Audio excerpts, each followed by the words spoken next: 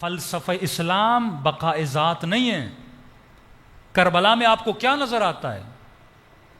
اگر امام حسین خود کو بچانا چاہتے کیا بچا نہیں سکتے تھے؟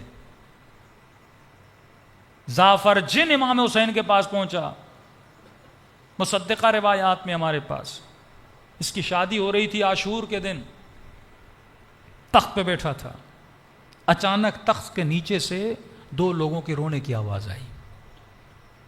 جعفر نے کہا کون ہو جو خوشیوں میں رو رہے ہو؟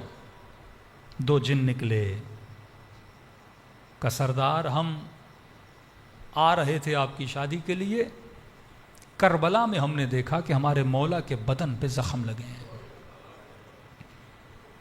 جعفر نے جیسے سنا لشکر کو تیار کیا، فوراً کربلا پہنچا۔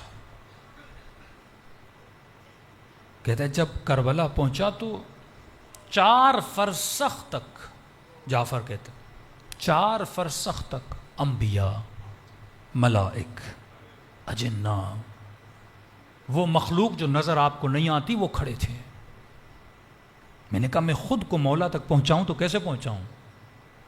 کہتا ایسی سوچ میں تھا کہ امام حسین نے وہیں سے آواز دی، جعفر حسین کے قریب آ۔ کہ جب مولا کے قریب گئے، میں نے کہا مولا اذن دیں، اجازت دیں، میں ان سب کو تہس نہس کر دوں۔ مولا فرماتے میں اجازت نہیں دے سکتا۔ کہ مولا کیوں؟ کہ خلاف عدل ہے جعفر، تو ان کو دیکھ رہا ہے وہ تجھے نہیں دیکھ رہے۔ کہ مولا انسانی بھیس میں آ کے کروں گا۔ کہ نہیں، اب حسین کا اس دنیا سے جی بھر چکا ہے، واپس چلا جاتا ہے۔ گھر آتا ہے تو آہو بکا، ماں پوچھتی ہے رو کیوں رہے ہو؟ کہتے کربلا میں میرے مولا حسین کے ساتھ یہ حالات دیکھ کر آیا ہوں۔ اس وقت اس کی ماں جلال میں آتی ہے، کہتی ہے آگ کر دوں گی اگر حسین کی مدد نہیں کرو گے۔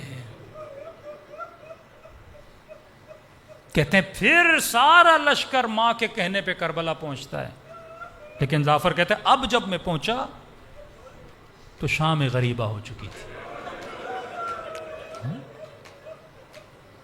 اگر حسین چاہتے، خدا گواہ ہے، کیا طاقت ولایت سے اس لشکر کو ایک بددعا دینے کی ضرورت تھی نا، لیکن وہ بقاء ذات کے لیے آئے نہیں۔